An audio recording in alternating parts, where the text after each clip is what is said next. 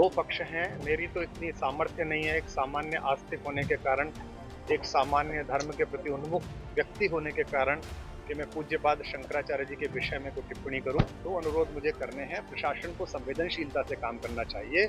जो भी व्यक्ति संत प्रवृत्ति से आता है, जिसके भी शरीर पर भगवा है, जिसने भी स्वयं को धर्म संस्कृति के लिए अर्पित कर दिया है, उससे संवाद करते समय एक थोड़ी सी मर्यादा, एक थोड़ा सा जिम्मेदारी का भाव रखना चाहिए। पूज्य शंकराचार्य भगवान से क्षमा प्रार्थना करते हैं कि वे सबके मंगल के लिए सबको आशीर्वाद करें। कुमार जी, मैं आपको चाहता हूँ, शंकराचार्य जी को लेकर के एक अलग तरह का विवाद चल रहा है, एक अलग तरह का मैसेज देने का प्रयास किया जा रहा है। क्या कहेंगे?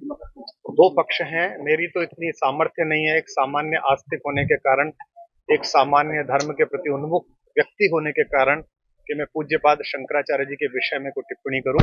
तो अनुरोध मुझे करने हैं, प्रशासन को संवेदनशीलता से काम करना चाहिए।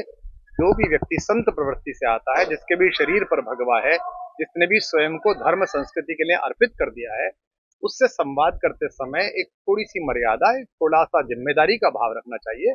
और मैं पूज्यपाद शंकराचार्य जी भगवान से भी प्रार्थना करूंगा कि उनका सात्विक क्रोध वे उसे त्यागें और सब पर कृपा बरसाएं। उनकी परंपरा के कारण ही धर्म का, दर्शन का, संस्कृति का मान बढ़ा है। और अगर कोई अपराध किसी से हुआ है तो हम भी सामान्य एक भारतीय नागरिक होने के नाते हम पूज्य शंकराचार्य भगवान से क्षमा प्रार्थना करते हैं कि वे सबके मंगल के लिए सबको आशीर्वाद करें। एम के स्टेलिन है उप मुख्यमंत्री, वो कह रहे हैं कि हिंदी ने कई भाषाओं को दबा दिया है, मगर हम अपनी तमिल भाषा को दबने नहीं देंगे। उन्होंने महाराष्ट्र, बिहार और हरियाणा की बात की। उन्होंने कहा हम तमिलनाडु को बनने नहीं देंगे। जिनके पूज्य पिताजी का नाम भगवान राम का पर्यायवाची हो, भगवान राम का एक बहुत ही लोकप्रिय पर्यायवाची है करुणानिधि, उनके पुत्र अगर भगवान राम की भाषा के विषय में ऐसी बात करते हैं तो ये बड़ा क्षोभ का कारण भी है और दुख का कारण भी है। तमिल अद्भुत भाषा है। तमिल संस्कृत की परंपरा से आई हुई एक बहुत ही समृद्ध भाषा है।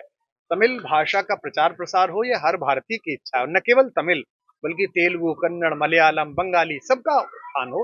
लेकिन उसमें किसी एक भाषा का विरोध करना ये राजनीतिक कौशल है। इस देश में 47 के बाद ये विचार जानबूझकर बोया गया, दक्षिण में जा जाकर दिल्ली के नेताओं ने, कि हिंदी किसी पर थोपी नहीं जाएगी। ऐसा नहीं है। मैं हिंदी के लोगों से भी प्रार्थना करता हूं कि वे सुब्रमण्यम भारती को पढ़ें, तिरुवल्लुर को पढ़ें। ये सब ऐसे हमारे जो दक्षिण भारतीय भाषाओं के बड़े विद्वान हैं उनको पढ़ें। और आशा करता हूं कि भगवान उनको सद्बुद्धि देंगे। उनके दादाजी का नाम जिन पर है वे राम, और वे भाषाओं के विरोध की प्रवृत्ति त्याग देंगे। जीरो हमने इन्वेंट किया, हमने बताया दुनिया को, जहां योग है वहां रोग नहीं। सबसे पुरानी सभ्यता है हमारी। गुलामी से तो और देश भी लड़े भाई, पर आजादी के लिए अहिंसा का रास्ता बस हमारा था। अपने पसीने से जमीन सींचता किसान और घर में घुसकर मारने वाले जवान, बस इसी मिट्टी ने जने। इसके हाथ ने जब थामा जज्बा तो इतिहास रचे।